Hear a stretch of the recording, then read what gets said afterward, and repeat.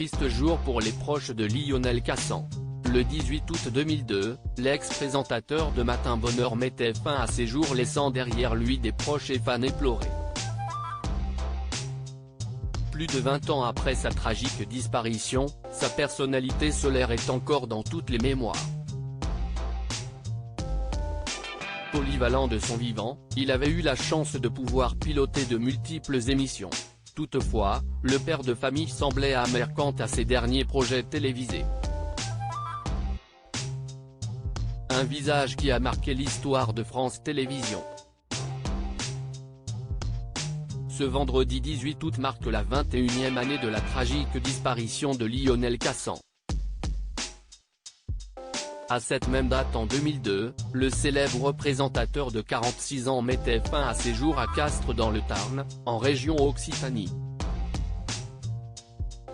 Pendant 5 ans, le principal concerné avait animé Matin Bonheur sur France 2 et d'après les informations de l'époque, il n'aurait jamais digéré le non-renouvellement de son contrat avec le groupe.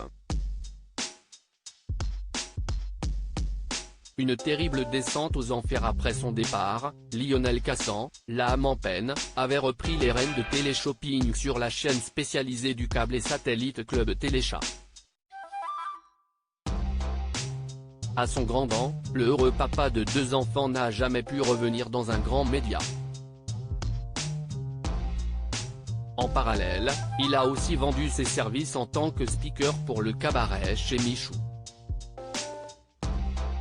Un triste destin similaire à celui de Jacqueline Huet, qui comme lui, avait rencontré un franc succès en tant que speakerine dans le PAF. Actrice et présentatrice, elle était un véritable couteau suisse.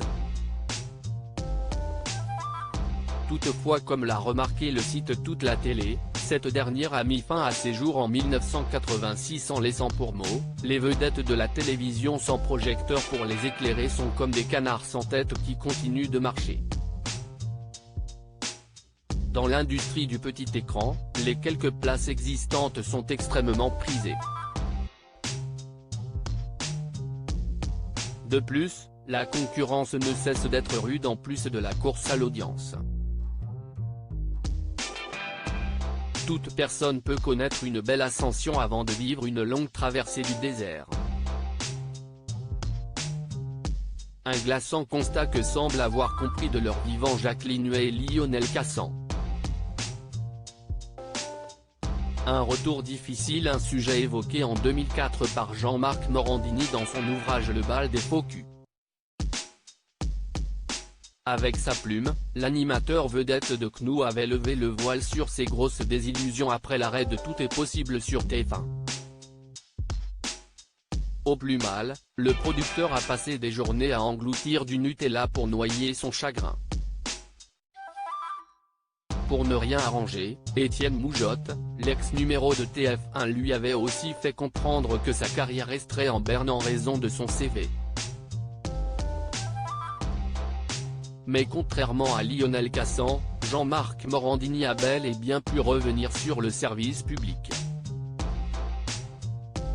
Une belle issue que d'autres de ses pairs n'ont pas pu connaître comme Philippe Risoli, évincé au début des années 2000 du Juste Prix, ex-programme phare de la Une.